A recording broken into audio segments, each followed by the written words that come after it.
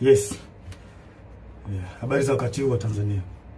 Kwa majina naitwa Captain Tesha, afisa kutoka Jeshi la Wananchi wa Tanzania katika kikosi cha Saki, kwa maana kwamba ni shule ya anga ya kijeshi. Awali ya yote napenda kumshukuru Mwenyezi Mungu, muumba mbingu na nchi, kwa kunipa uhai na afya mpaka muda huu ambapo nazungumza nanyi wa Tanzania wenzangu. Nikiwa na maumivu makubwa sana moyoni juu ya haya yanaendelea katika nchi yetu. Nimejaribu kutafakari sana mpaka muda mwingine kufikia kumshirikisha Mungu kwamba nikiwa naiona hatari kubwa sana ambayo ipo mbele yetu kama taifa. Haikuwa rahisi hata kidogo kwangu mpaka leo hii Watanzania kuniona nikiwa mbele yenu naongea haya mambo. Haikuwa rahisi kwa sababu nazijua taratibu zetu za kijeshi jinsi zilivyokuwa ngumu, hasa kwa mambo kama haya. Haikuwa rahisi hata kidogo kutafakari mpaka kuamua kufanya hiki. Kwa maana hiyo sasa, nikiwa naifahamu hatari hiyo iliyopo mbele yangu juu ya hichi ninachokifanya kwenye utaratibu wetu, desturi zetu, pia katika mambo mengine, sitojali hizo hatari kwa namna yoyote. Sitomuogopa mtu yoyote, ila heshima kwa wakuu wangu itabaki pale pale. Hivyo basi nimeweza kuandika barua kwenda kwa wakuu wangu wa kazi, kwa maana kwamba CDF na wengine, kuwaeleza kwamba siridhishwi kabisa kwa yanayoendelea nchini, na naiona hatari kubwa sana katika taifa letu. Hivyo basi ni vema kama jeshi kuchukua hatua haraka sana kabla hatujachelewa, kwa kuwa imani pekee iliyobaki kwa Tanzania ni jeshi lao. Japo muda mwingine wanasiasa wanajaribu kuliingiza jeshi letu kwenye mambo ya siasa, kulitumia ili uweze kufanikisha mambo yao, lakini tumebaki kuwa imara na bado tunaendelea kuaminika na Watanzania. Hivyo basi, kwa kuona hilo na kuona hali ambayo ipo kwa sasa, sehemu pekee na imani pekee ya Watanzania ni kwenye jeshi lao. Hivyo nashauri jeshi letu liweze kuchukua nchi haraka sana na kuweza kuweka mambo sawa kuliko kuendelea kulazimisha kwenda mbele, hasa katika hili swala la uchaguzi. Baada ya kufanya hivyo, liweze kuwasikiliza wananchi kwenye taarifa, kwa maana kwamba taarifa mbalimbali kutoka kwa wananchi ziweze kuwasikiliza na maoni yao. Wanasiasa wazalendo waweze kusikilizwa nao, wenye uchungu na taifa hili.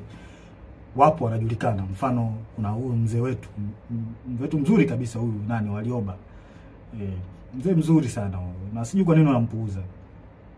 Kuna huyu Humphrey Polepole, kuna mzee Butiku, kuna majaji wazuri, mfano huyu Jaji Robert Makaramba na wengine wengi. Pia viongozi wa dini, makundi ya haki za binadamu, viongozi wa stafu wazalendo, kwa sababu kuna viongozi wa stafu wengine sio wazalendo. Wanaharakati wazalendo wanaoisaidia taifa kwa kuibua mambo mbalimbali, mfano mambo ya ufisadi, matumizi mabaya na madaraka, na kuibua mambo mengine ambayo yanaisaidia jamii kwa namna moja au nyingine kuweza kutatua kero mbalimbali za kijamii. Kama sasa tukipuuzia hili, basi tusije kuepuka lawama pindi mambo yatapokuwa mabaya. Yaani tusije kuepuka lawama kabisa kama tukipuuzia kufanya hivyo.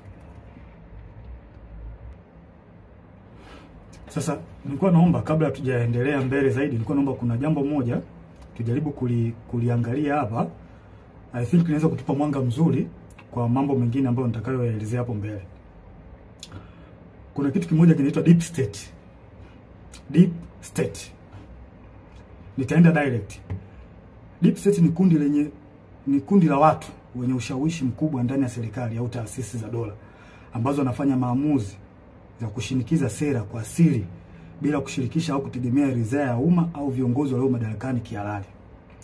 Mara nyingi kundi hili linaaminika kuwa linaendelea kushika madaraka hata serikali inavyobadili kupitia uchaguzi wa kidemokrasia. In short, ni serikali ndani ya serikali, au kwa jina lingine unaweza kuita remote controller. Ni serikali ambayo inafanya kazi nyuma ya pazia, na mara nyingi wanatumia ushawishi wa taasisi kama zifuatazo: jeshi, idara ya usalama, polisi, mahakama, wakurugenzi, ma-CEO wa mabenki na taasisi za fedha, viongozi wakubwa wa kibiashara na matajiri wakubwa, media, mfano TV, redio na magazeti, wasanii na watu mashuhuri, na muda mwingine wanaweza kutumika bila hata wao wenyewe kujijua kama wanatumika na hao deep state. Sifa kuu za deep state hapa nitazielezea, zipo 4. Ya kwanza, hufanya kazi kwa siri au covert operation, na wanafanya kazi hivyo ili wasiweze kugundulika, kwa sababu wakigundulika inaweza kidogo ikawapa shida. Namba 2, hawajibiki moja kwa moja kwa wananchi. Mara nyingi wanawatumia wanasiasa ambao wako upande wao. Kuna wanasiasa ambao wapo upande wa deep state, kwa hao ndio wanatumika moja kwa moja kufanya mambo yao serikalini. Hutumia taarifa za siri, propaganda au vitisho kudhibiti hali. Pindi mambo yao yanapoanza kujulikana na wananchi, mara nyingi wanatumia vitisho kwa kutumia vyombo vya ulinzi na usalama, au wanaweza kutumia media na baadhi ya watu. Nashangaa tu influencer from nowhere, mtu anaanza kumtukana mwenzake bila sababu.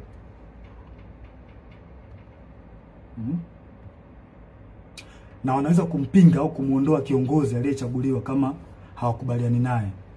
Mfano, wananchi labda wamemchagua kiongozi fulani ambao wao wamempenda, wameona kabisa huyu kiongozi ataenda kutusaidia kutukomboa katika nchi yetu au katika jamii yetu. Sasa kama huyo kiongozi ataenda tofauti na matakwa ya hao deep state, watafanya kila hila aidha kumuondoa kwenye madaraka yake au kumdhuru afya yake, ikiwezekana kabisa kumuua. Sasa zifuatazo ni dalili ambazo zinaweza kuonyesha kwamba katika nchi yako kuna deep state. Namba 1, maamuzi makubwa yanafanyika nyuma ya pazia. Sera muhimu zinapangwa na watu wachache wasiochaguliwa na umma, ambazo hazina maslahi kwa umma na mara nyingi zinakuwa zinawakandamiza wananchi. Namba 2, idara za usalama zinakuwa na nguvu zaidi ya kawaida. Vyombo vya ujasusi, mfano polisi, usalama, vinaonekana kutenda mambo kinyume na sheria au kibali kutoka serikalini au bunge, kwa sababu muda mwingine wanapokea amri kutoka huko kwenye deep state. Namba 3, ukosefu wa uwajibikaji. Unaweza kukuta kuna hali ya rushwa au kuna rushwa ambayo imefanyika katika taasisi fulani, na unashangaa tu from nowhere watu hawachukuliwi hatua, wanaekeana kinga. Na inaonekana kabisa watu wamefanya hizo hujuma za rushwa. Hakuna uwajibikaji, unaachwa. Namba 4, kampeni za habari na propaganda.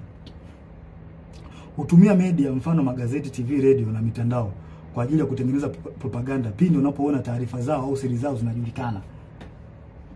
Hutengeneza namna ya kuweza kuficha huo ukweli.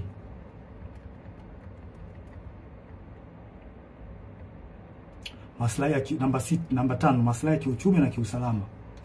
Watu wachache sana, mfano wafanyabiashara wakubwa, familia za kitajiri na taasisi za fedha, wanashirikiana moja kwa moja na maafisa wa usalama au jeshi. Yaani wanakuwa kitu kimoja, wanatengeneza bondi. Na pia mikopo au tenda au mikataba ya kitaifa ambayo ina faida, wanapeana wao kwa wao. Wanapeana maslahi wenyewe kwa wenyewe. Si watu wazuri hao. Namba 6, kukandamizwa kwa wakosoaji au whistleblowers.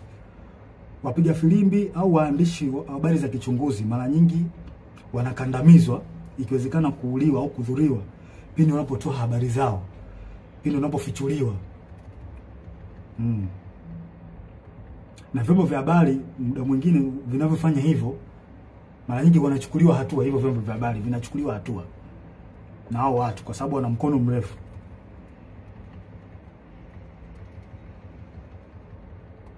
Si watu wazuri hao.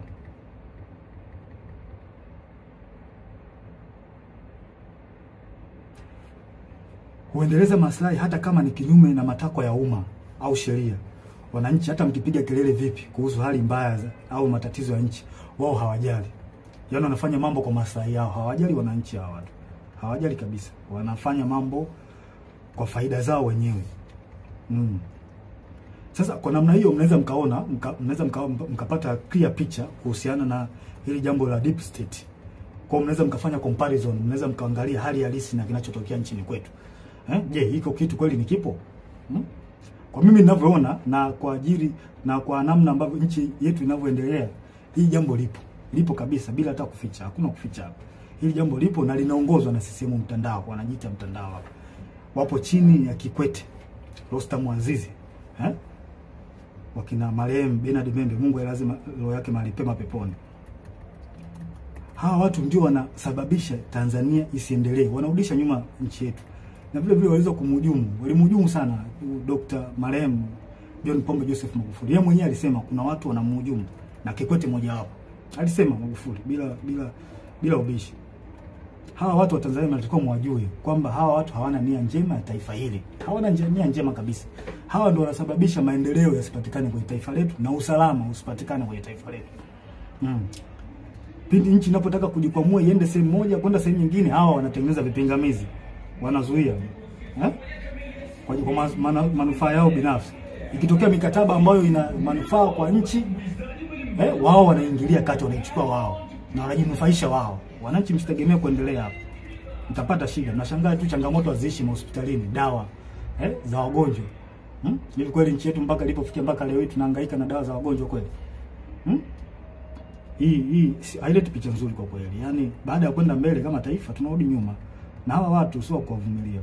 Kikwete sio mtu wa kumvumilia kabisa. Na tusione haya kueleza ukweli. Tusione haya kueleza ukweli katika jambo hili. Hawa watu sio wazuri. Na kwa mujibu wa Humphrey Polepole aliweza kuelezea vizuri hili jambo. Kwamba hawa watu walikuwepo tangu kipindi cha Mwalimu Nyerere. Na waliweza kutaka kujaribu kurubuni uchaguzi wa mwaka 1995. Walitaka waingie wao kwenye huo uchaguzi. Mnaweza mkaona sasa namna hawa watu waliokuwa ni watu hatari. Hawa watu hawakubaliki na tusikubali kama taifa. Tusikubali kwa ruhusu hao, kwa sababu hawa watu wakiendelea kuwepo, wakiendelea kushika hizi nyazi, tusitegemee kupata maendeleo. Tusitegemee kabisa. Na tuambiane ukweli wa Tanzania. Na ukweli siku zote tukiambiana ukweli, ukweli unaponya taifa. Kwa kila mtu akikaa kimya, kuogopa sijui haitosaidia. Tutazidi kurudi nyuma hata mfanye kazi vipi my friend. Mtaletewa makodi ya ajabu, mtaletewa hiki, hata faida yenyewe kwenye biashara yako hutaiona. Na ndivyo kinachoendelea hata sasa hivi. Mnajionea wenyewe. Kwa hiyo hawa watu CCM, hawa mtandao sio watu wazuri. Sio watu wazuri kabisa. Wadhibitiwe. Wanalihujumu taifa. Kabisa. Wanalihujumu taifa hawa watu. Wachukuliwe hatua kali. Wadhibitiwe kabisa. Na muda mwingine wanajaribu kutafuta zile sehemu ambazo zina nguvu. Mfano kama jeshi letu. Jeshi letu still bado lipo imara sana. Lipo imara sana. Wao wenyewe wanaona hii ni sehemu pekee ambayo wanaweza wakajifichia au wakapita huko kurahisisha mambo yao. Mfano wa mambo ya uchaguzi. Wanajua kwamba wakitumia jeshi wanaweza wakapitisha mambo yao. Na hili swala sio zuri. Na mimi ningependa nimshauri afanye CDF. Awe makini sana hawa watu. Asipokuwa makini nao tutalipoteza hili taifa. Watanzania hawatakuwa na sehemu nyingine ya kulilia. Sehemu pekee iliyobaki sasa hivi ni kwenye jeshi. Jeshi ndio sambo iko strong mpaka muda huu. Hizo sehemu nyingine, sijui mahakama, polisi, tayari Watanzania hawaziamini, na huo ndio ukweli. Tusifiche mambo hapa. Huo ndio ukweli. Tusifiche mambo. Hebu afande CDF, naomba tuangalie kitu kimoja na wenzangu. Tunaweza mkapata tafakari kidogo hapa. Tunajua katika jeshi letu kuna watu wa aina mbalimbali. Wako wengi sana.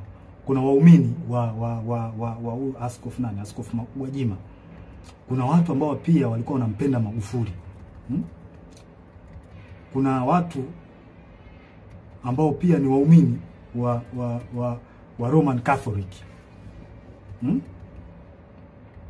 Na ambao pia wamesikitishwa sana na kupigwa kwa huyu padri wao Father Kitime. Kuna watu pia ambao ni watu ambao wanapenda haki, wanachukizwa tu na mambo ambayo yanaendelea nchini. Wapo kwenye jeshi letu, wapo watu wengi wazuri, wapo. Pia tuna watu ambao ni kabila la Kimasai ambao pia wameumizwa sana na swala ambalo linaendelea huko kwa ndugu zao, ikiwemo na wao wenyewe kuondolewa kwenye hii Ngorongoro na Loliondo, kufukuzwa. Wapo kwenye jeshi letu wa Masai, wapo. Wapo wengi sana. Pia kuna askari ambao ni ndugu, jamaa na marafiki na watu ambao waliotekwa na kuuawa. Wapo ambao wana undugu au na urafiki. Wapo. Wapo wengi. Sasa hebu tutafakari kitu kimoja. Sasa kama hawa watu wapo na kwa namna moja au nyingine wameumizwa na haya ambao au wameathirika kwa namna moja ama nyingine na baadhi ya matendo ya serikali. Kwa mfano kama kupigwa kwa Father Kitime, au Katoliki ambao ni askari watajisikiaje? Kufungiwa kwa kanisa kwa la Askofu Gwajima, au waumini ambao ni askari kwenye jeshi letu watajisikiaje? Au wa Masai, maafisa na askari ambao ni wa Masai wamefukuzwa Ngorongoro huko ndugu zao, au ongezekana wao wenyewe watajisikiaje? Au askari na maafisa ambao ni wapenda haki, wanapenda tu kuona kwamba nchi inaenda katika misingi ya haki, wakiona haya yanayoendelea nchini watajisikiaje? Sasa vipi sasa ikionekana kwamba hao wanasiasa wanajaribu kulazimisha jeshi litumike kuwanufaisha wao, hasa chama tawala? Hawa watu hawa watajisikiaje? Watahisi vipi wakati chama tawala hicho ambacho kimeshika dola ndicho kilichowaumiza, kilicholeta machungu, kufungiwa kanisa, kufukuzwa kwa Wamasai Ngorongoro, wa Katoliki kwa Father Kitime kupigwa? Unadhania watajisikiaje watu? Sijui mnanielewa? Kwa hiyo tujiepushe sana Afande Sidif, na kuomba mkuu wangu, tujiepushe sana kukubali au kukubaliana na hawa wanasiasa kujaribu kuweka mambo yao ya kisiasa, kututumia sisi kupitisha mambo yao ya kisiasa, kutengeneza fia kwa Watanzania. Tusiruhusu watu wafanye hivyo. Tutaligawa jeshi. Hao wanajeshi hao waliofanywa haya yote nilioeleza, wana maumivu, tunajua wana maumivu makubwa kiasi gani. Wanajisikiaje kwa ambayo yanafanyika? Au waliotendewa ndugu zao, maaskofu zao, wanajisikiaje? Tunajua wanawaza nini kwenye akili zao. Je, vipi sasa wakihisi kwamba hao wanasiasa wanataka kulitumia jeshi lao, watajisikiaje? Si wataona kama jeshi nao limewatenga, liko upande wa watu ambao sio watu wazuri? Hii ni hatari sana kwa taifa. Tusikubaliane hata mara moja. Na mimi binafsi sikubaliani nayo. Sikubali jeshi kuhusishwa na mambo ya siasa, kwa sababu ni hatari. Ni hatari kwa taifa. Tuambiane ukweli. Yaani ukweli utatusaidia sana. Na haya mambo hata alishasema baba wa taifa Mzee Warioba, alishakataza sana. Tusirihusishe jeshi kwenye mambo ya siasa. Tutaharibu nchi. Tutaleta mgawanyo mkubwa sana. Kuna maaskari na maafisa ambao wanapendezwa sana na the way huyu mwenyekiti wa Chadema Tundu Lissu anavyofanya hizo siasa zake, wanapendezwa nao. Huwezi kumlazimisha mtu, hiyo kitu kipo moyoni mwake.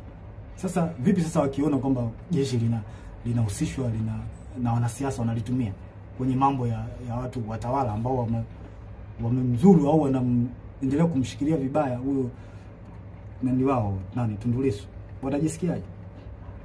Tunatengeneza bomu ambalo linaweza kuja kutulipukia baadaye tukashindwa kulidhibiti. Tujiepushe sana na haya mambo. Sio mambo mazuri kabisa, yanahatarisha taifa letu kwa kweli. Tusiweze kuyavumilia kabisa, tuwe wawazi kuyaongea. Sasa huu ni ushauri wangu kwanza tusidanganye kwamba wananchi hawajui kinachoendelea. Hilo swali inabidi tulitoe kabisa akilini mwetu kwamba wananchi hawajui wananchi wanajua vizuri kinachoendelea. Tusijidanganye kwa hili. Kwanza nashauri kitu cha kwanza, jeshi lichukue nchi na kufanya mambo yafuatayo. Tuzuie uchaguzi. Afande Sidif, na kushauri zuia uchaguzi. Huu mchaguzi una mtego mkubwa sana. Umekiuka sheria, katiba ya nchi. Na sisi pekee upande wetu ndio tunaweza kuzuia. Neki hawawezi, kwa sababu nao wanatufaika katika hili. Kwa mkuu wangu na kushauri usiingie kwenye mtego wa kuruhusu huu uchaguzi kufanyika. Na kama tukiruhusu, tutakuwa tumekosea sana Watanzania. Huu uchaguzi una makashfa mengi, kashfa za rushwa, ubabaishaji kwenye kila sehemu, ubabaishaji. Sheria zinavunjwa. Hivi tujiulize, unaingiaje kwenye uchaguzi taifa likiwa limegawanyika? Hivi hatuoni haya mambo, hatuoni au tumeziba masikio yetu kwamba taifa limegawanyika? Mkuu, tusiruhusu taifa limegawanyika. Hili swala halina kificho, linaelezeka na linaonekana. Viongozi wa dini wameshauri, mzee Warioba, mzee Butiku, wameshauri sana juu ya haya mambo. Lakini watawala wameendelea kuwa na viburi, hawataki kuwasikiliza. Japo hawa wanashauri vitu vya msingi, hawataki kuwasikiliza. Maana yake ni kipi kinafichwa mpaka kulazimisha uchaguzi? Kipi kipo Ikulu ambacho kinalazimisha uchaguzi kufanyika? Mnaficha makosa yenu, hamtaki makosa yenu watu wengine wakichukua nchi makosa yenu yasijulikane. Kwa hili hamtoki. Hivi tunaingiaje kwenye uchaguzi ukiwa na kashfa kubwa nzito, wizi wa kula? Na kwa nini kauli nzito kama Mheshimiwa Polepole, ambapo NIDA amesema kwamba NIDA na NEC na sisi zimeunganishwa pamoja mfumo? Hii kauli haiwezi kupuuziwa. Hatuwezi kuacha ipite hivi hivi hata kidogo. Uchaguzi usimamishwe ili swala lichunguzwe. Na pia inanipa mashaka na nashangaa tangu hii kauli itolewe, sijui kama kuna hatua zozote zilizochukuliwa mpaka sasa hivi. Sijui. Na hii inanipa mashaka. Na juzi kati hapa nilikuwa kijijini, kwa kwenye kijiji fulani. Kamwona kijana anapita amevaa nguo ya CCM, ameshika simu na karatasi ya majina.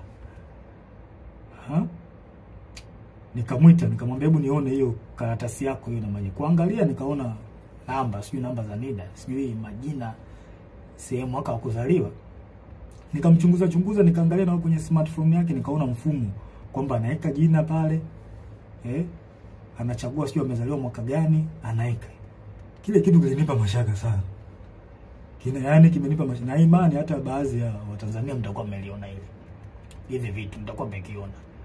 Sasa mimi nimejishuhudia kwa macho yangu. Sasa hii sio, haileti picha nzuri na ni hatari katika taifa. Hatuwezi kupuuzia. Hatuwezi kuacha mambo yaende hivi hivi. Haiwezekani. Tunaendaje kwenye uchaguzi ukiwa kwenye kiongozi wa chama cha upinzani amewekwa ndani? Tena kwa ila. Sasa kama tumekubali demokrasi, kwa nini tusikubali kuishi nayo? Na uzuri wake ni ipo kwenye katiba. Demokrasi imeruhusiwa, mfumo wa vyama vingi imeruhusiwa kwenye katiba. Kwa nini tunakataa au hatutaki au tunatengeneza mazingira kutokubaliana nayo, kwenda nayo? Mtoeni huyo mtu. Hao wenye chama chao wanataka wamtoke, huyo mtu atolewe au haki itendeke. Tusifanye mambo kioleo. Tunalipoteza hili taifa. Tukiendelea kukaa kimya hili taifa litapotea. Na mimi sipo tayari kwa hilo. Sipo tayari kabisa. Sasa tunaendaje kwenye uchaguzi tukiwa na malalamiko ya tume huru ya uchaguzi? Na hiki ndio kiburi ambacho CCM wanapata. Kwa sababu wanaona wanaweza kuimiliki hii tume huru. Mzee Warioba alishauri, mimi sio wa kwanza. Mzee Warioba alishauri watu mbalimbali wa haki za binadamu na wazalendo kweli hawa watu walishauri walishauri kwamba hii tume huru ya uchaguzi jaribu kurekebisha baadhi ya mambo. Wao hawataki, wanalazimisha tu mambo kwenda hivi hivi. Kwa nini wanalazimisha? Wanaficha nini? Kwa nini wanalazimisha? Kama chama tawala kinajiamini kimefanya maendeleo, iwapi hao tume huru ya uchaguzi?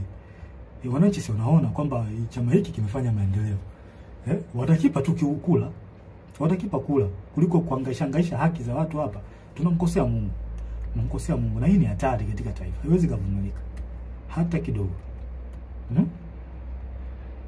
Haya, tunaingiaje kwenye uchaguzi kwa kuna tuhuma za rushwa ndani ya chama, iko chama tawala CCM na nje?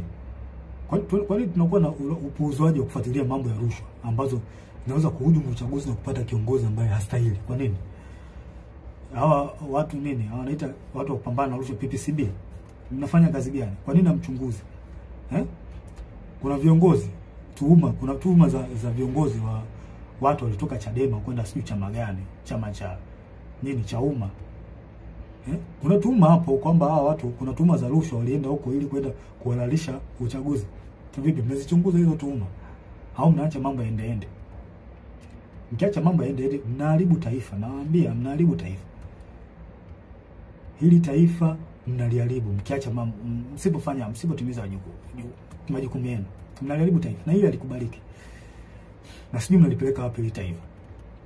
Hili swala lichunguzwe. Hizi tuhuma haziwezi kaacha zipite hivi hivi tu. Alafu mnalazimisha uchaguzi ufanyike. Hakuna uchaguzi hapa mpaka hizi tuhuma zichunguzwe, ujulikane ukweli. And from nowhere Chauma, watu ambao walikuwa wana nini? Wanalisha nini? Wanalisha ubwabwa. Eti ghafla ndio kimekuwa chama kikuu cha upinzani. Hiyo ikubaliki na ingia kilini. Hakuna uchaguzi wa namna hiyo. Mungu hajabariki hilo. Na Mungu kama angekuwa amebariki hivi vitu vingeenda tu vizuri. Sasa mnaenda kumpata kiongozi ambaye hata Mungu mwenyewe hajakubaliana naye. Hii ni hatari kwa taifa kubariki hata kidogo.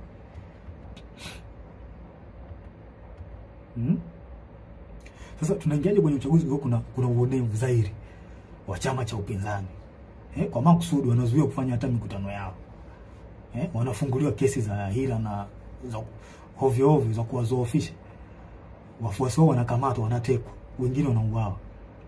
Kama vile sio wa Tanzania. Hili alikubaliki. Halikubaliki hata kidogo. Kama tumekubali mfumo wa demokrasia, kwa nini tunashindwa kuishi nao? Mfumo wa demokrasia tumeukubali na tumeweka kwenye katiba. Kwa nini tunakubali kuishi? Kwa nini hatutaki kuishi nao? Kama hatutaki demokrasia, hii demokrasia mfumo wa vyama vingi, basi tuiondoe. Kuliko kufanya tu mambo kiolela, mnaua watu, mnawapiga, mnawazoofisha, sio vizuri, leti picha nzuri. Hawa ni Watanzania wenzetu. Haitaki hili swala, mimi sikubaliani nayo. Hiki kitu kipo ndani ya katiba. Mfumo wa vyama vingi upo ndani ya katiba. Sasa kwa nini mnawazoofisha hawa vyama hivi vya upinzani? Kwa nini mnawazoofisha? Wengine mnawafungulia makesi. Kweli hili halikubaliki. Alafu ngoja niwape mbinu chama tawala. Ngoja niwape mbinu ambayo iko very clear. If you really want to destroy or defeat the opposition party, the only thing is to derive development that will directly impact the life of citizen.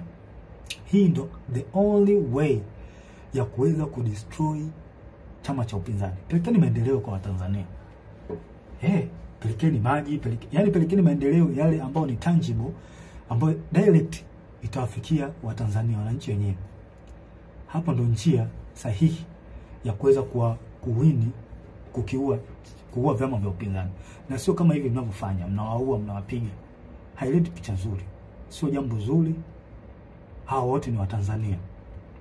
Sio jambo zuri kabisa, likubaliki. Mnamkosea Mungu bure. Haya, mtaingiaje kwenye uchaguzi? Hata chama chenyewe iko chama tawala. Uteuzi wao wa kiongozi wao hauna uhalali. Watu wamelalamika, wameenda mpaka mahakamani. Wengine mpaka leo wanalalamika kwenye vyombo vya habari na mitandao ya kijamii kwamba kiongozi wao hajateuliwa kwa mujibu wa katiba yao. Tunaendaje kwenye uchaguzi kwa staili kama hiyo? Nafasi za ubunge zimekuwa za rushwa. Ndugu jamaa na marafiki ndio wanapewa hizo nafasi. Sasa mtaenda kutengeneza serikali ya aina gani? Wale watu waliochaguliwa na Watanzania wenyewe na wananchi waliopitishwa kwenye kura za maoni, ambao wananchi wanawaamini kwamba ni watu wazuri na watendaji kazi wazuri. Mmewakata. Mmeka watu wetu. Sasa nashangaa mtaenda kutengeneza serikali ya aina gani huko mnapotaka kwenda? Hii ni hatari kwa taifa na haikubaliki. Haikubaliki hata kidogo.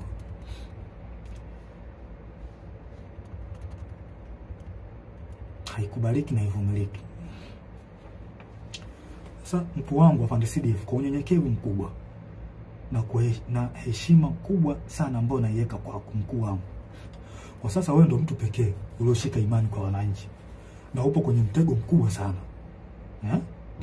Tengeneza faraja imani kwa wananchi. Hili swala sio la Chadema. Hili swala ni la taifa, umoja na mshikamano na upendo wa taifa letu. Ili tuweze kuendeleza hayo, na kushauri mkuu wangu, zuia uchaguzi. Uchaguzi hauna kibali hata kutoka kwa Mungu. Mkuu wangu Fandesidi, zuia uchaguzi. Kibali kutoka kwa wananchi tayari unacho. Na imani wananchi watakuwa na imani wananchi wanataka, kwa hali tu inavyoonekana kwenye mitandao.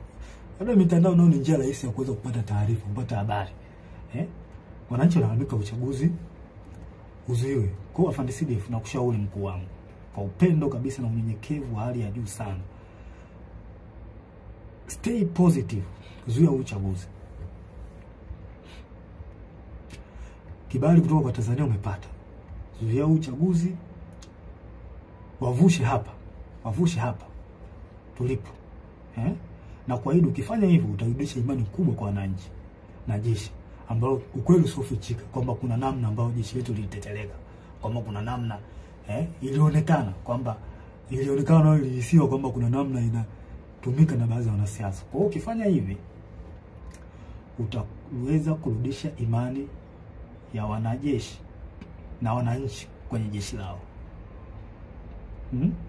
Kwa maana jeshi letu lipo kwa ajili ya kulinda katiba na kuwalinda wananchi, na sio kiongozi aliyekuwa madarakani. Mkuu wangu Fandesidi, nasisitiza tena, huu uchaguzi ni wa kihuni, tusikubali kabisa. Tusikubali wauni wachukue hili taifa. Na ndio maana kuna hali ya kulazimisha. Wauni hawa kuna jambo wanataka kulifanya. Tusikubali. Tukifanya hivyo hakika tutakuwa tunaligawa taifa. Na haya mambo sio ya ufisadi ambao tunayaona sasa hivi. Ufisadi, sio uaji, yaani utaongezeka maradufu na wananchi hawatakuwa na la kuongea. Utaongezeka maradufu tukikubali uchaguzi ufanyike. Fandesidi, umeshika matumaini ya Watanzania, zuia uchaguzi.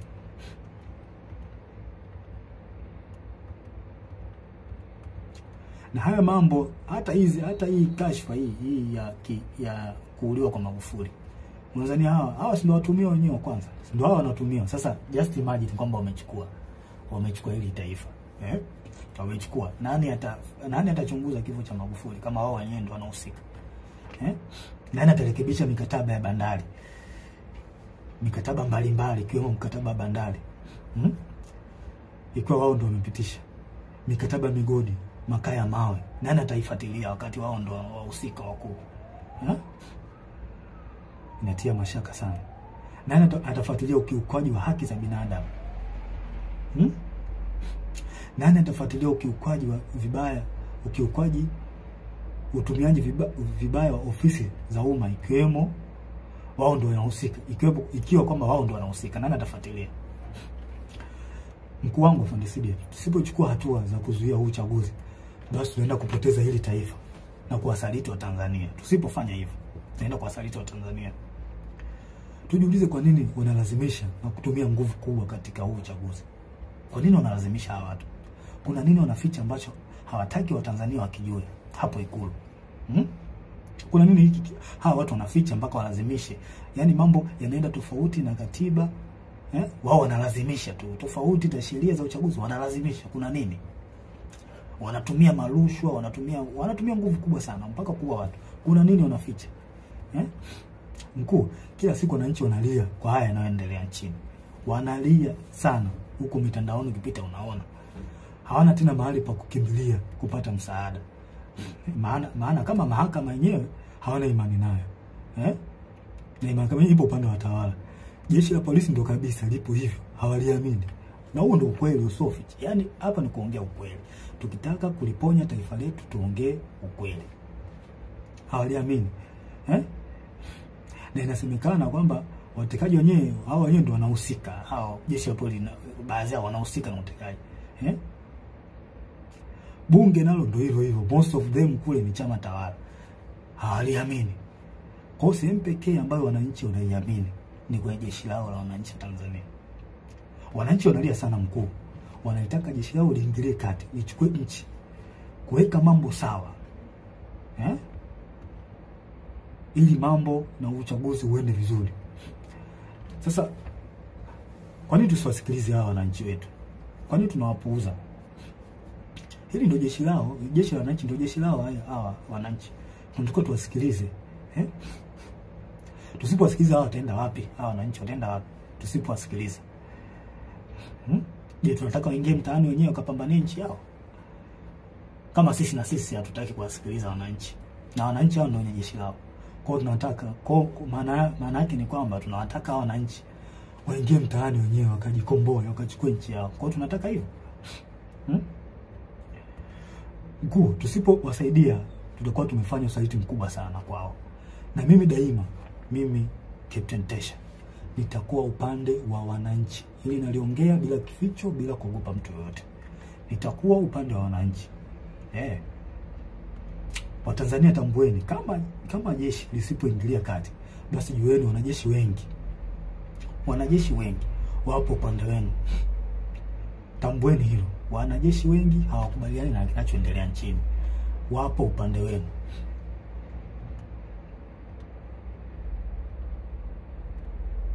Hakuna kuzuia. Hakuna kuwazuia tena. Nendeni mkadai haki yenu ya kikatiba, wala msogope. Hakuna kutia huruma tena. Nendeni mkachukue nchi yenu kwa mujibu wa katiba. Maandamano yapo kwa mujibu wa katiba. Na haya mambo hata baba wa taifa aliongea, Mwalimu Julius Kambarage Nyerere.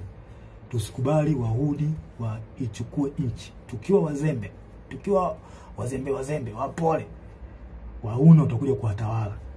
Kwa hiyo tusikubali. Wananchi mko upande sahihi. Hawa watawala wamewapuuza maoni yenu. Na kama wamepuuza maana yake ni nini? Chukueni haki yenu, tendeni haki yenu. Hakuna kuogopa, hakuna kutia huruma tena. Sasa na ole wake polisi au mtu yoyote hawazuia wa Tanzania kudai haki yao ya kikatiba. I promise you hutobaki salama. Wewe utakaowazuia wananchi kudai haki yao ya kikatiba, hutobaki salama. Nasema hili wazi bila kificho. Siogopi mtu yoyote.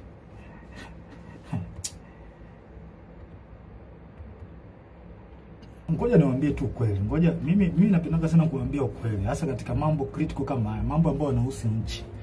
Mimi napenda sana kuongea ukweli. Yaani nyinyi watawala, msijidanganye kwamba mkipuuzia hali hii. Mkipuuzia hali hii kwamba msijidanganye kwamba mambo yataseto. Kama miaka yote ya uchaguzi mambo yanavyokuwa, kwamba watu wa Tanzania wataongea alafu baadaye watasahau, wataliacha. I promise you this time is different. Kwa hali ninavyoiona, this time is different. Hiki kipindi ni tofauti na nyakati nyingine zote. Wazungu wanakuambia, wana kauli yao, wanakuambia what brought you success yesterday does not guarantee victory tomorrow. Njia ambazo ulizozitumia wewe kupata success kipindi kilichopita, usitegemee kwamba ukizitumia njia hizo kwamba zitakupa faida. Hapana, unapotea. Sio hivyo. Haiwezi kawa hivyo siku zote. Sasa I promise you mambo hayatakuwa mazuri. Yatakuwa mabaya zaidi. Life will never be this. Wazungu wanasema life will never be as usual kama mkilazimisha hili. Jinsi mnaona hata wenyewe mnaona kwamba hali ni tofauti. Kama mkilazimisha hili, life will never be as usual in Tanzania. Sure I'm telling you. Yes. Afande Sidef, mimi nakuombea kwa Mungu wa mbinguni katika jina la Yesu Kristo akupe hekima na ufunuo kuyaona haya na kulinusuru taifa. Kwa sababu mimi naamini kwa sasa wewe ndio mtu pekee unaoaminika na Watanzania. Ambao unaweza kuwavusha Watanzania. Wavushe hapa, wape kile kitu wanachokitaka, kwamba wanataka katiba mpya. Yasikilizwe maoni ili tuweze kuvuka Watanzania kwa pamoja. Tanzania kwetu wote. Ya Tanzania wote. Kwa nini tunawanyanyasa hawa Tanzania jamani? Haileti picha nzuri. Kwa kweli, haileti picha nzuri. Tunakula kodi zao. Lazima tuwasemee. Swala la pili ya Afande Sidef. Uchunguzi wa kifo cha aliyekuwa rais na amiri jeshi mkuu wetu, askari namba 1, John Pombe Joseph Magufuli. Rais Magufuli alikuwa askari namba 1 na amiri jeshi mkuu. Alikuwa kipenzi cha Watanzania. Kama sio wote basi walikuwa wengi wao, pamoja na askari. Walikuwa wanampenda sana huyu mtu. na mimi ni mmoja wapo, nampenda sana, nilimpenda sana na still bado nampenda sana huyo mzee. Kipenzi cha Tanzania. Sasa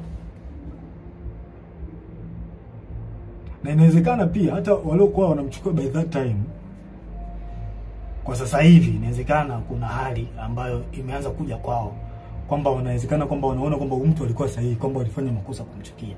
Na hisi hivyo, na kuna baadhi tayari washa admit. Magufuli aliongoza nchi kwa uzalendo hali ya juu. Hamna mtu asiyejua hilo kwamba huyu mtu aliongoza nchi kwa uzalendo mkubwa sana. Kifo chake kimewahuzunisha watu wengi sana ndani ya nchi na nje ya nchi. Hilo halina ubishi.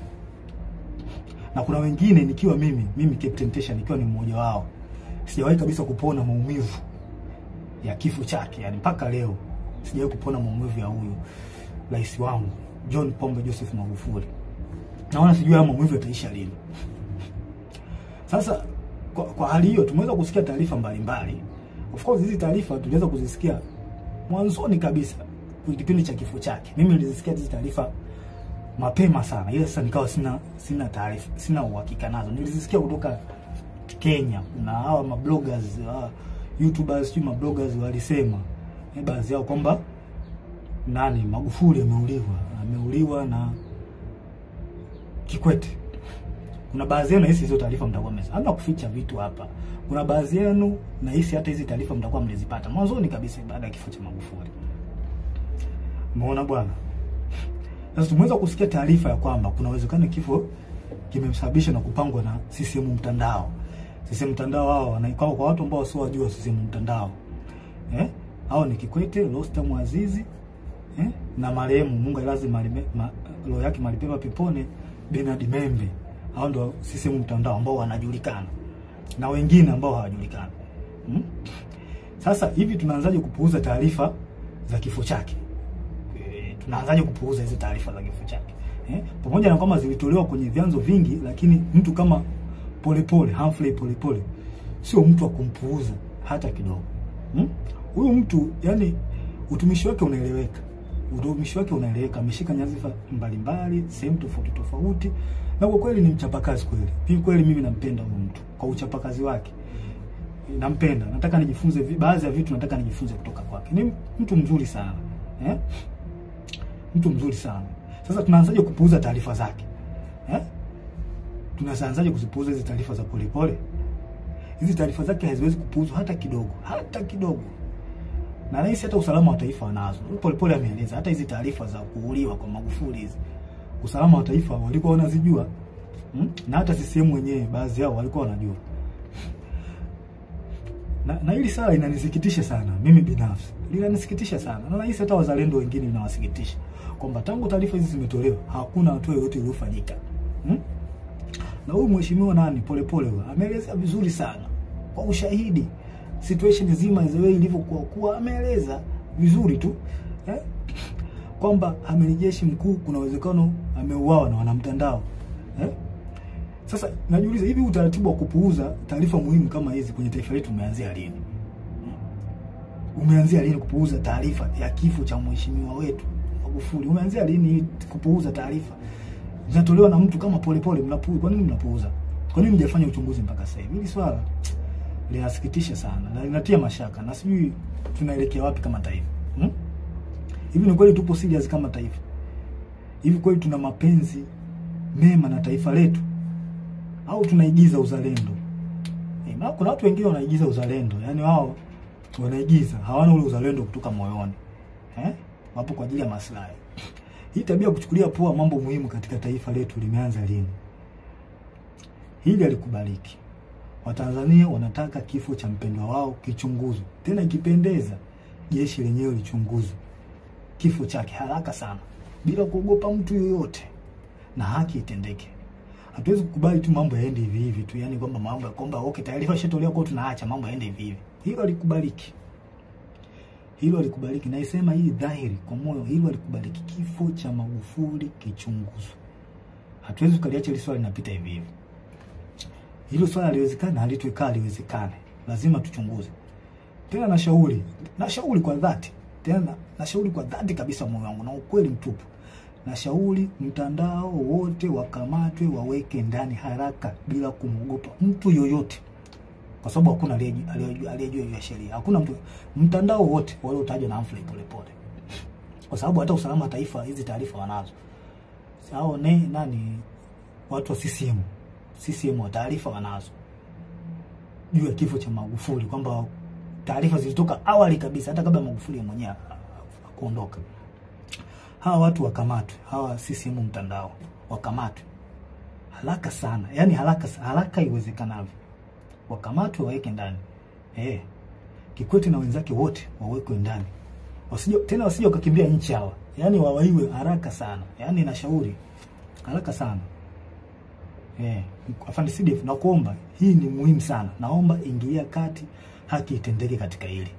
Kifo cha Magufuli kichunguzwe. Sasa ningependa nigusie kitu kimoja.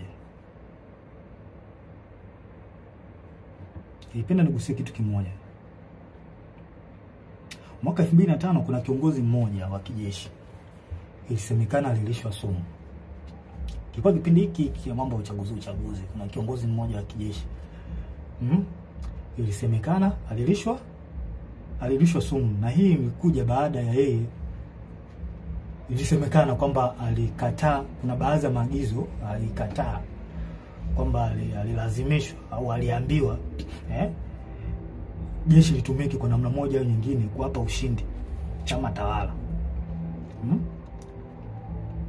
Ilikuwa mwaka gani? 2015. Na imani baadhi yetu tulikuwa tunakumbuka hii issue iliyotikisa taifa by that time. Na huyu kiongozi alikuwa anapendwa sana na wanajeshi pamoja na raia, walimpenda sana. Sasa mimi nataka muunganishe dot, wa Tanzania wenyewe muunganishe dot. Kuanzia kifo cha Magufuli kwamba aliyekewa sumu, huyu mzee Mangula huyu na ndio wa CCM, mnaweza mkachunguza, na watu wote waliokuwa wapo tofauti kimsimamo au kimawazo na Kikwete wapo wapi mpaka kipindi hiki? Na pia ikiwezekana muweze kuunganisha dot mpaka kipindi cha Nyerere, zeni mtapata majibu, alafu mjiulize huyu mtu ndio mnataka mumrudishe madarakani. Maana hakuna asiyejua, yani kulazimisha hii issue nzima, kulazimisha uchaguzi huu. Kikwete anahusika kwa 100%, hawezi kuepuka hiki. Na hatuwezi kukaa kimya, lazima tuongee ukweli. Unajua ukweli ndio unaponya taifa. Anahusika, kwa hiyo yeye anataka ajifichie huko kwamba okay, tukishaingia madarakani hapa kuna baadhi ya uchafu wake utafunikwa. Hii haikubaliki na haiwezekani. Haiwezekani. Samia yupo kwa ajili, Rais Samia yupo kwa ajili ya kunanili, yupo tu, ila watu ambao wapo nyuma yake ni hao kina Kikwete. Huyu mtu adhibitiwe, akamatwe yeye na mtandao wake haraka sana, ujibu hizi tuhuma za kifo cha Magufuli. Yani akamatwe haraka sana. Tuwezi kuacha tu mambo hivi. Tukiacha mambo ende hivi tutaharibu taifa. Na mimi siwezi kukubali nikiwa hai kwamba nione taifa langu linaharibikiwa, sipo tayari kwa hiyo. Ushauri wangu wa tatu, Afande CDF, tusikubali hata kidogo wanasiasa kuhusisha jeshi letu na mambo ya siasa. Hili swala mimi sio mtu wa kwanza kulizungumzia, na madhara yake makubwa sana. Wananchi watakosa imani na jeshi lao. Yaani jeshi lishaanza kukaa tu kwamba linaegemea upande wa chama fulani. Vipi sasa wale upande wa chama kingine ambao ni wanajeshi au ambao ni raia watakuwa wanalionaje jeshi lao? Hili jambo sio zuri. Tuliangalia kwa makini. Kuna mambo mengine, kwa mfano kama kuna picha zinazosambaa mitandaoni zikionyesha jeshi lina magari ya kijeshi sio yametumika, helikopta vikitumika, sio watu wengine sio wale kuruta wanaenda kwenye kampeni. Hili jambo ni kama ni kweli, jambo halileti picha nzuri. Haileti picha nzuri kabisa kama ni kweli. Tunaharibu nchi. Sasa vipi sasa, kwa mfano chama kingine kinaomba sasa magari au kinaomba helikopta kwamba okay, kwa sababu mmewasaidia watu fulani na sisi tunaomba mtusaidie. Vipi wakiomba tutawapa?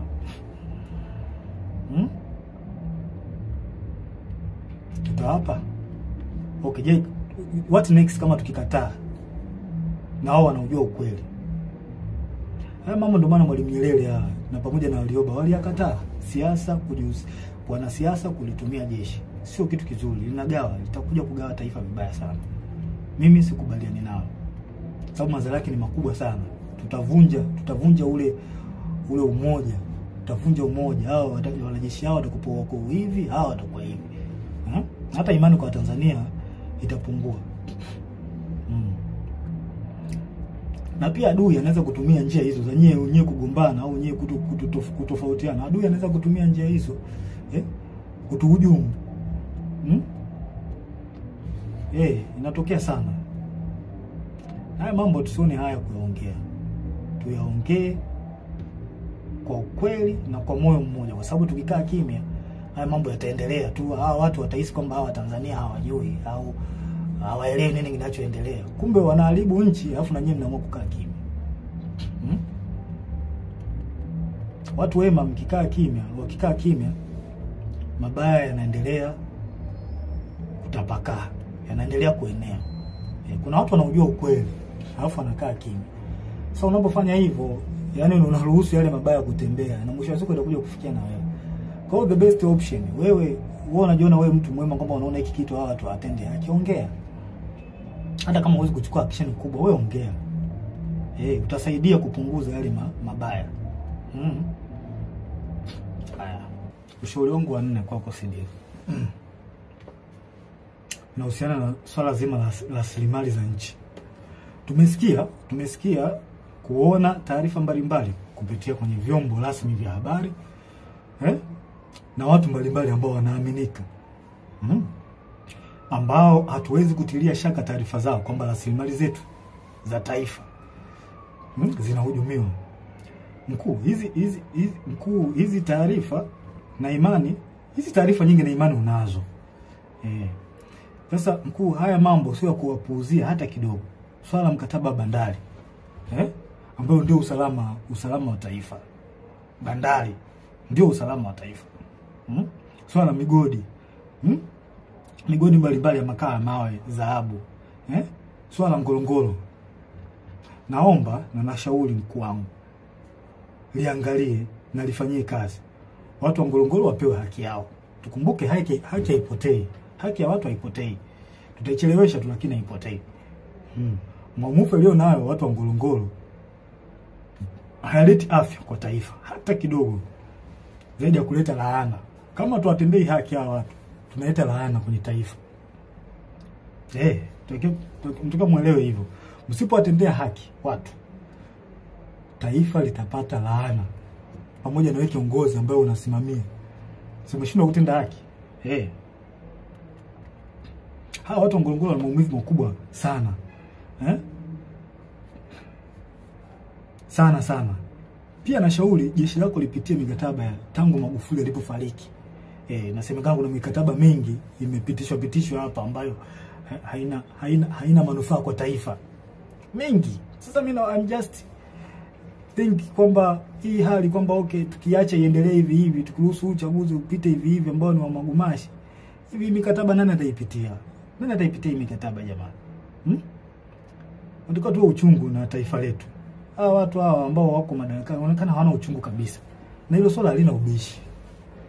Tuongee ukweli. Hili swala halina ubishi kabisa. Nani ataichunguza sasa hiyo mikataba? Kwa hiyo afande CDF na shauri mikataba yote tangu Magufuli alipofariki mpaka sasa ichunguzwe. Kwa sababu haya mambo tunayoyasikia kwa watu ambao tunawaamini na mitandaoni sio ya kupuuzia, kwa sababu mitandao ni chanzo pia cha kupata taarifa. Kwa hiyo issue iliyobaki ni kufanyia kazi. Kwa hizo taarifa za mitandaoni sio za kupuuzia hata kidogo.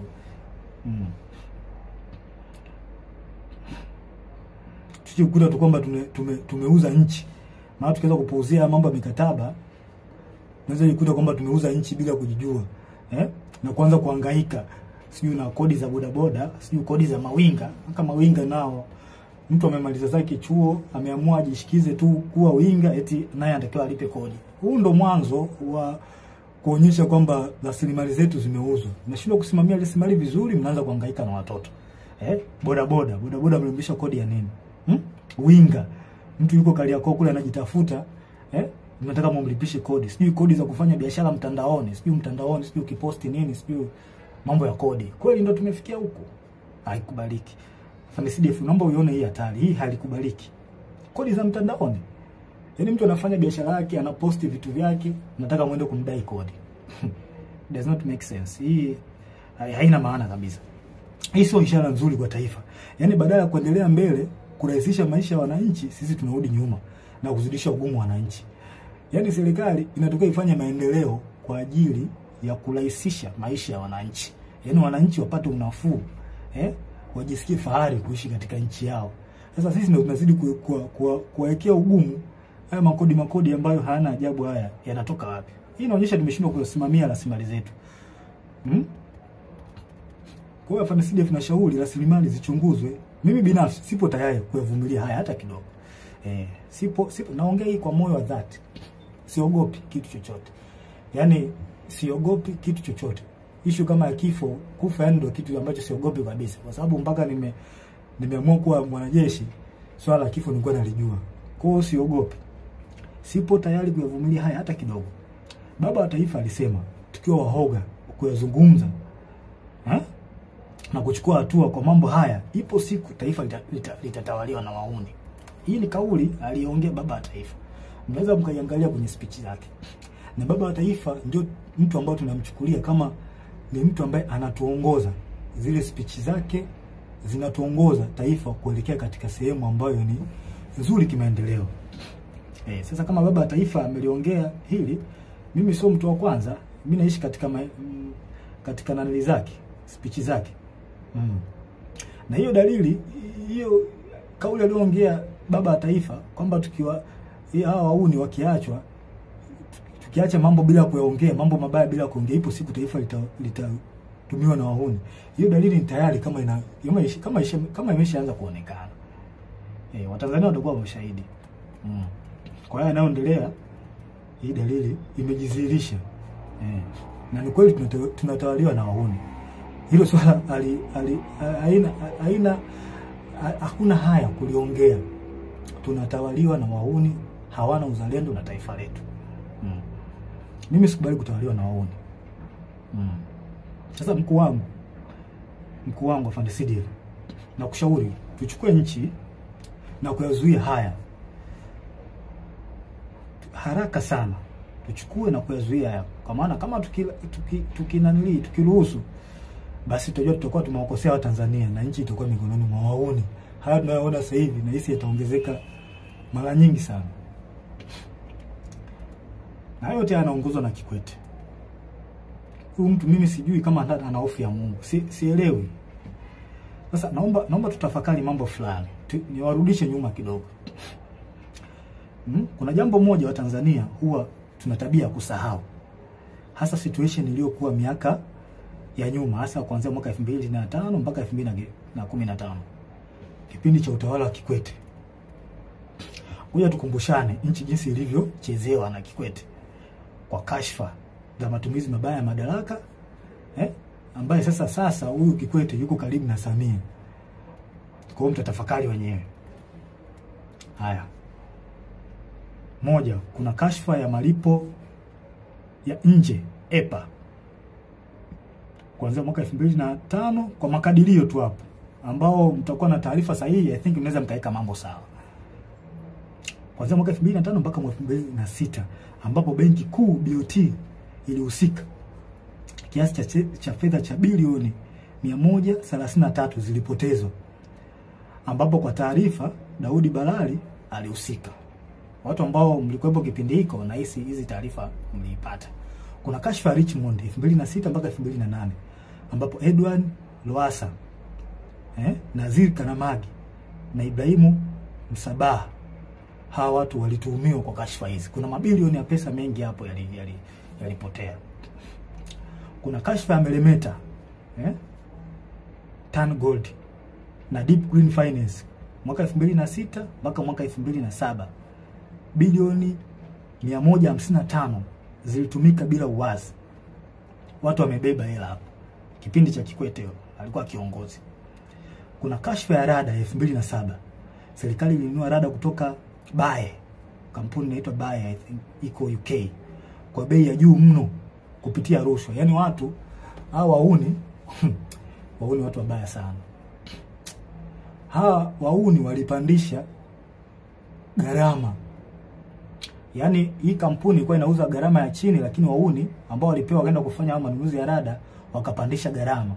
Karibia bilioni 60, waliongezea bilioni 60. Kwenye ununuzi wa hii rada kutoka UK. Sasa kwa bahati nzuri serikali baada ya kufuatilia zile fedha ziweza kurudishwa na serikali ya Uingereza, bilioni 60. Naona mambo haya. Haya. Kashfa ya makaa ya mawe ya Kiwila Coal Mining kuanzia mwaka 2008. Mgodi uliuzwa kwa kampuni inayohusishwa na viongozi wa juu kwa wakati huo ambaye alikuwa Edward Lowassa na Daniel Yona. Mabilioni ya shilingi ya ununuzi wa mgodi wa mikopo. Yaani hawa inaonekana walinunua mgodi. Walinunua mgodi kwa gharama, walifanya hujuma kununua mgodi kwa gharama ya chini. Hujuma hizo. Kuna kashfa nyingine ya shirika la ndege la Tanzania ATCL 2008 mpaka 2010. Mabilioni ya pesa ya hasara kwa shirika. ATCL iliingia mkataba mbovu na South Africa Airways. Pia mikataba ya kukodisha ndege kwa gharama kubwa. Unaona mambo haya. Kashfa ya TTCL na ZTE mwaka 2008 2010 ambapo TTCL iliingia mkataba na kampuni ya Kichina uliokuwa na gharama kubwa na usio na faida kwa taifa. Kiasi cha fedha cha bilioni 70 zilipotea. Kashfa nyingine ni kashfa ya bandari na TICS 2010 mpaka 2015. Mamia ya bilioni yalikuwa yanapotea kila mwaka juu ya rushwa, upotevu wa mapato, mikataba mibovu kati ya TPA na waendeshaji binafsi wa bandari. Kashfa nyingine ni kashfa ya gesi ya Mtwara 2012 mpaka 2013. Rushwa ya mabilioni ya dola yalifanyika kwenye mkataba. Hii ilipelekea maandamano makubwa Mtwara na baadhi ya watu kupoteza maisha. Kashfa nyingine ni kashfa ya Tegeta Escrow 2014, mitambo ya umeme IPTL PA. Fedha zilikuwa katika account ya escrow ya benki kuu zilichukuliwa na kugawiwa kwa watu binafsi, makampuni na viongozi wa kisiasa. Kuna viongozi hapa waliokuwepo kwenye hii kashfa, kuna Sospita Muongo na viongozi wengine walihusika. Kashfa NCCF na Kigamboni New City 2012-2014. NCCF iliwekeza katika mradi mikubwa ya ujenzi ikiwemo mradi wa Kigamboni New City bila uwazi na kwa gharama kubwa. Billions of money zilipotea kwenye hii kashfa. Kashfa nyingine ni kashfa ya bandari ambao wengi wenu, bandari ya Bagamoyo ambao wengi wenu mlisikia. Hizo ni kashfa kubwa. Ingawa zipo nyingi lakini hizi ni baadhi. Hizi ni kubwa ambazo zilikuwa kipindi cha utawala wa Kikwete.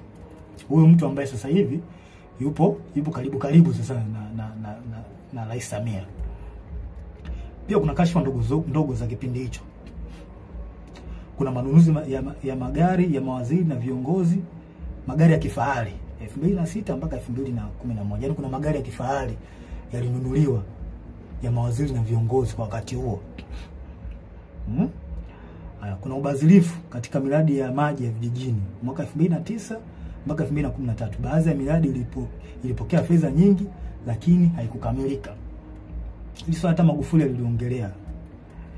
Mikopo yenye utata kupitia benki za serikali kama TIB na benki ya kilimo, na baadhi walionufaika walikuwa wana ushawishi kisiasa. Yaani wanasiasa walijinufaisha kupata mikopo kwenye hizo benki. Ufisadi katika mikataba ya ujenzi wa barabara na madaraja. Gharama zilikuwa zikipandishwa kiholela. Kashfa ya manunuzi ya sare za jeshi la polisi. Angela Kiziga alihusika. Sasa hizo ni kashfa ambazo zilikuwa kipindi cha Kikwete, huyu mtu ambaye yuko sasa hivi yuko na Mama Samia, yuko karibu naye sana. Nadhani mnaweza mkawa na picha fulani. Sasa basi, kwa baadhi ya watu ambao mlikuwa mmesahau haya na ambao mlikuwa hamjapata akili, hii ndio awamu ambayo Kikwete alikuwa kiongozi. Na kashfa nyingi hapo mtandaoni, na kashfa nyingi hapo wana mtandao walihusika kwenye hizo kashfa hizo. Kwa hiyo mnaweza kutafakari wenyewe na kupata majibu kwa hizi kashfa. Tena hizi ni chache, zipo nyingi sana. Kashfa za awamu ya 6 ambazo kipindi cha mama, na imani mmezisikia. Mmezisikia, nyingine mmezishuhudia na mnaziona mpaka wakati huu. Kashfa za mama. Tusifiche mambo. Unajua tukitaka kuponya taifa, mimi kila siku mimi nitakuwa naongea. Tukitaka kuponya taifa, tuongee ukweli. Ukweli unaponya taifa. Hamna kuficha mambo hapa. Nilikula kiapo cha kusema ukweli. Mimi nitasema ukweli, hata kama unawaumiza, nitasema ukweli. Kashfa za awamu ya 6 mnazisikia kila siku zinapostiwa. Pole mheshimiwa pole. Tena pole anajitahidi sana kueleza Watanzania. Mimi yani, hebu msikilizeni huyo mtu. Huyo mtu anawasaidia. Msikilizeni. Ameeleza makashfa nyingi, mama mfisadi ya mtoto wa nani? Mtoto wa rais. Yaani mtoto wa rais tulitegemea uwe mfano kwa vijana wa Tanzania. Kuwa mtu ambaye una tabia nzuri. Una mwelekeo mzuri. Lakini mtoto wa kiongozi ndio anakuwa mtu mwenye kashfa. Haileti picha nzuri kwa taifa, na ni aibu. Ni aibu kwa mheshimiwa rais mtoto wako kuwa na kashfa. Ni aibu. Aibu sana.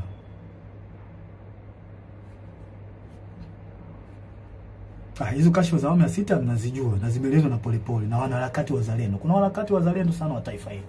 Wanajaribu kuibua mambo kwa lengo la kuwafahamisha, kuwafungua macho wananchi, muelewe kwamba mjue nchi yenu inaendea wapi. Wamejitahidi sana hawa wazalendo. Wanatoa taarifa mbalimbali na taarifa hizo nyingi zina ukweli. Nyingi zina ukweli. Unaona hata kwenye masuala ya uongozi mambo tu yanaenda ovyo ovyo. Yaani kipindi hiki mambo yanaenda ovyo ovyo. Mambo haeleweki, ni kama nchi haina kiongozi. Lazima tuongee ukweli, hamna kuficha hapa. Rushwa kila sehemu, yani rushwa zimetapakaa. Hivi mradi mdogo kama ule wa mwendo kasi ule. Mwendo kasi. Kweli ndio kufikia stage hii. Watu wanapita kwa kuingia madirishani. Watu wanajaa mpaka unakaa juu. Ni kweli? Kweli tunalipeleka wapi hili taifa? Kitu kidogo kama mradi ule wa mwendo kasi tunashindwa kuumanage. Je, standard gauge hii tutaiweza hii? Na wasiwasi na tunapoelekea sio pazuri. Kweli. Na mimi nitaendelea kuongea ukweli. Nitaendelea kuongea ukweli daima. Kwa hiyo nataka mwajue, umjue huyo Kikwete ni mtu aina gani. Ambao mnamtetea baadhi yenu. Nataka mumjue kipindi chake alifanya mambo gani. Hawa watu hawafai kabisa. Hawana uzalendo wala uchungu na Tanzania. Nyie ambao mpo gizani mpaka sasa hivi hamuyaoni haya. Naomba kwa Mungu mpate ufunuo tu muweze kuyaona haya. Ushauri wangu wa 5 kwa CDF. Afande CDF, na kuomba kwa hekima kabisa, watu wafuatao waweze kukamatwa, wapelekwe kwenye vyombo vya sheria juu ya tuhuma zinazowakabili. Watu hao ni huyu mtoto wa Kikwete, mtoto wa Samia Abdul Kikwete mwenyewe, rais mstaafu Rostam Aziz, Angela Kiziga,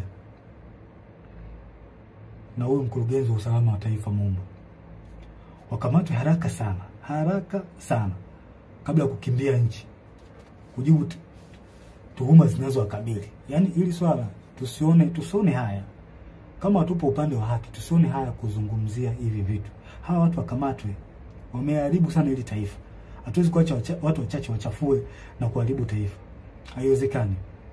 Wakamatwe haraka sana bila kuogopa wala kuonea haya. Hawa watu sio kuacha hata kidogo. hawawezi kuepuka mkono wa sheria. Sio watu kuacha. Kwa haya yanayoendelea hawawezi kuepuka mkono wa sheria. Na hii inaonyesha ndio maana wanalazimisha uchaguzi. Ili wafiche uchafu wao. Inabidi tulifikirie hili swala. Kwa nini hawa watu wanaficha, wanalazimisha sana uchaguzi? Kuna vitu ambazo wanavificha. Je, na sisi tumekubaliana kuna hivyo vitu wanavyovificha kwamba tumekubaliana kwamba tuviache tu? Tunalipeleka wapi taifa?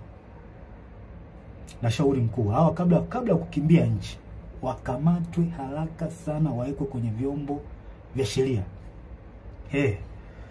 Sio watu kuacha hata kidogo. Wanalazimisha uchaguzi.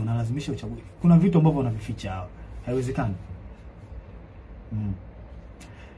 Haiwezekani kabisa. Na hakuna uchaguzi. Hakuna uchaguzi wa namna hii. Hakuna uchaguzi. Tukiwaruhusu hawa watu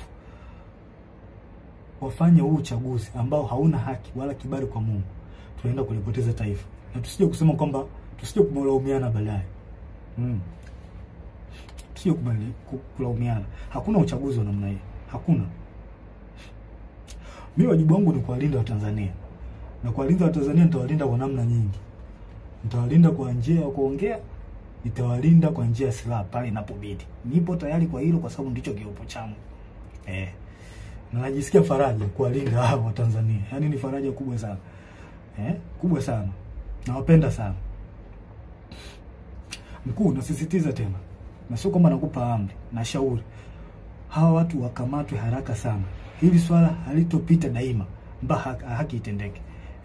Nchi gani tunakubali kusumbuliwa na kikundi cha watu wachache wasioitakia mema nchi? Yaani kikundi cha watu wachache kisichozidi hata 20 kinasumbua watu almost milioni 60. Kweli tunakubali kusumbuliwa na watu na wanajeshi na tukiwemo humo? Mimi sikubali.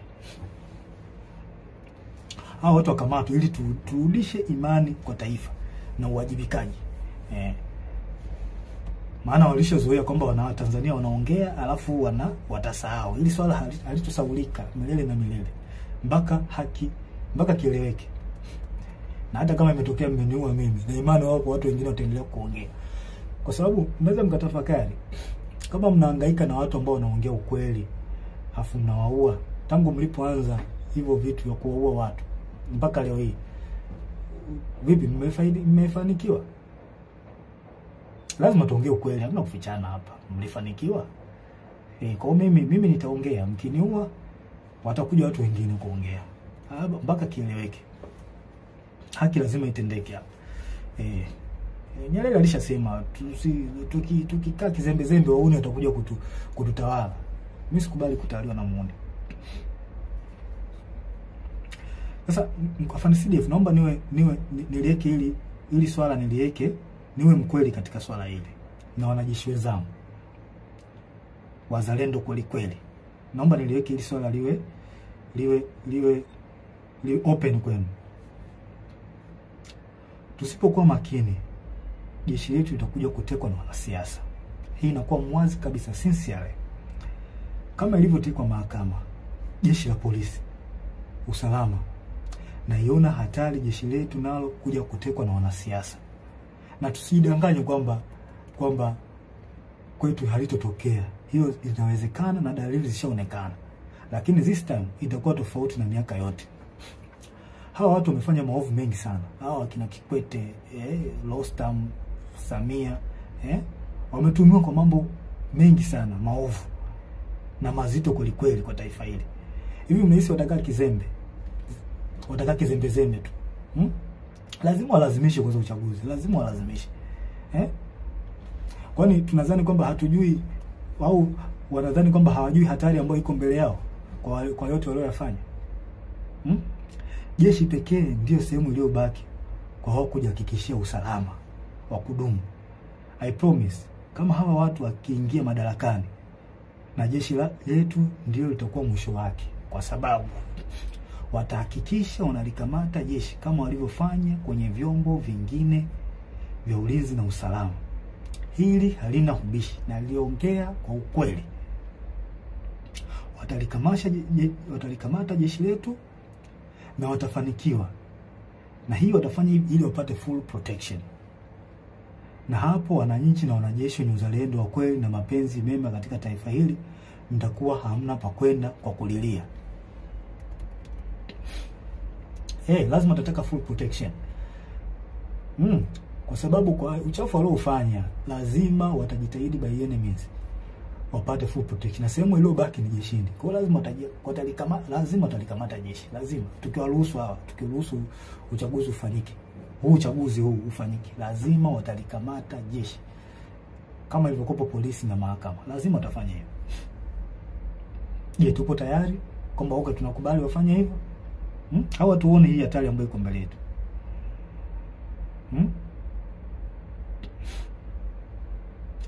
Naudia tena, jeshi pekee ndio sehemu iliyobaki wao kujihakikisha usalama wao wa kudumu. Hivyo basi watahakikisha wanalikamata effectively.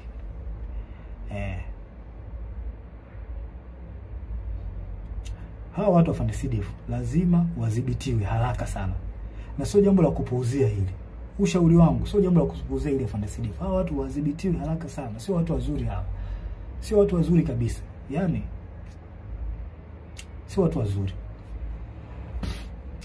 Sasa wanasiasa wastaafu, wanasheria wastaafu, viongozi wa jeshi wastaafu, viongozi wa dini, hivi hamuoni hii hatari ambayo iko mbele yetu? Ingawa baadhi yenu mmejitokeza kuongea, lakini wengi wenu bado mpo kimya. Au mnadhani kwamba hili swala haliwahusu?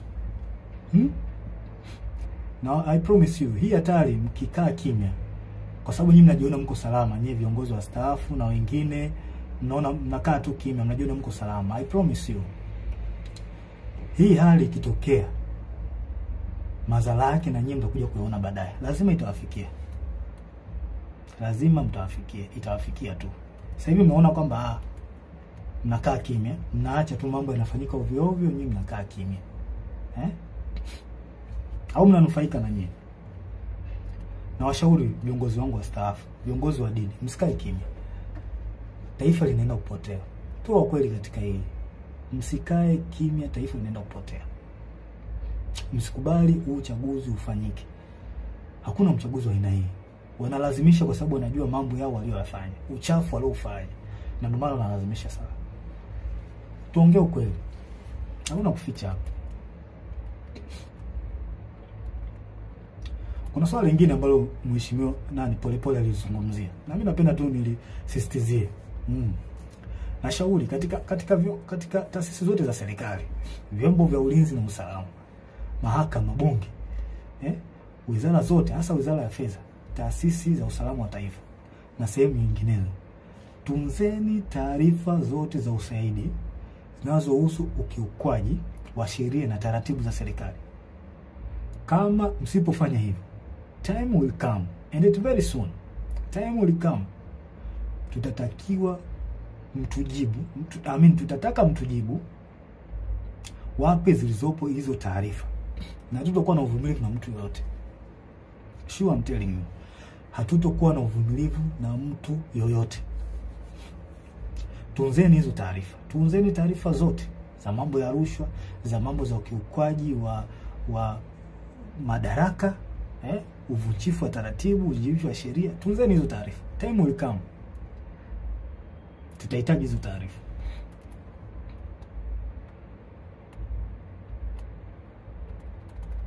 Hatuwezi kuacha mambo yanaenda hivi hivi tu kwenye taifa. Yaani sasa tutakuwa ni taifa la aina gani? Kwamba tuache tu watu wanafanya wanayoyafanya, tuache. Hili halitakuwa ni taifa. Tanzania inaheshimika sana. Sasa watu wachache tusikubali waliharibu taifa letu. Iko kitu hakiwezekani. Hakiwezekani mbinguni na duniani.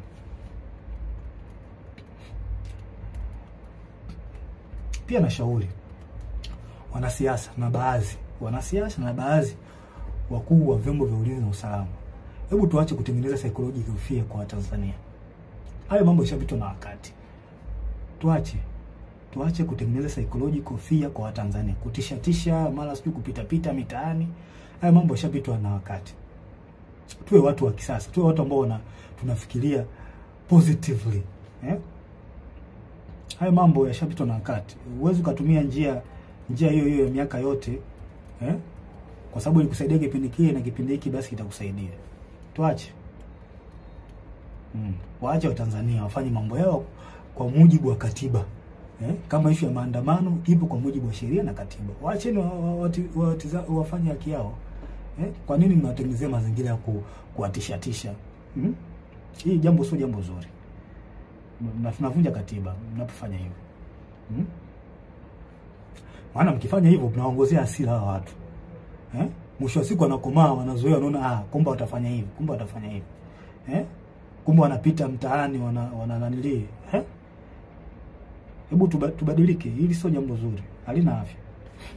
Njia pekee ya kutuliza mambo hapa, yani njia pekee, the only way to settle down all the problem ni kufanya mwafaka wa kitaifa. Hiyo ndio njia pekee ambayo itasaidia haya yote kuliko kuatisha. Na watishaji wananchi, watu wenu walipa kodi hawa. Wake zenu hawa, wake zenu. Wa marafiki zenu, ndugu zenu, wachumba zenu. Ndio hawa wako uraiani. Kwa hiyo mnawatisha. Kwa nini mnawatisha? Sio jambo zuri. The only way ni kufanya mwafaka wa kitaifa. Kudumisha upendo na amani katika taifa, na sio kuwatisha raia. Mimi sikubaliani nayo, iko kitu na sikipendi. Tunataka tujue pia huu mwaka ni tofauti. Hili swala halihusu chama fulani, eti sijui chama cha upinzani. Hapana, hili swala ni la taifa. Tusome alama za nyakati tuone. Hili swala linahusu taifa. Sio swala la Chadema hili swala. Kwa mwaka huu mnabidi muangalie hata nyenye utofauti wa huu mwaka. Watu waalizishwa nao endelea nchini. Mwafaka wa kitaifa unahitajika. Na ningependa niwashauri wa Tanzania, wananchi, sincerely, mpo katika right track. Mnachokifanya au mnachotaka kukifanya, sijui maandamano, mpo sahihi. Mpo sahihi kwa sababu hata baba wa taifa ameliongelea hilo. Kwa mpo katika right track. Mna baraka zote kutoka kwa baba wa taifa, mna baraka zote kutoka kwa Mungu na hata kwangu. Na pia mnataka mtambue kwamba asilimia kubwa ya wanajeshi wapo upande wenu. Wengi hawezi kutoka hadharani kama nilivyotoka mimi. Kwa sababu sio ujasiri wa kila mtu ambaye anaweza kufanya hivi. Ila mtambue wanajeshi wengi na askari, hata kwenye polisi huko na sehemu nyingine, wapo upande wenu. Wapo upande wenu kabisa. Na kwa sababu mnachokisimamia ni haki na kinaonekana, basi jua hata baba wa haki ni Mungu wetu, Mungu wa mbinguni, yupo upande wenu. Hakuna kuogopa wala kutia huruma.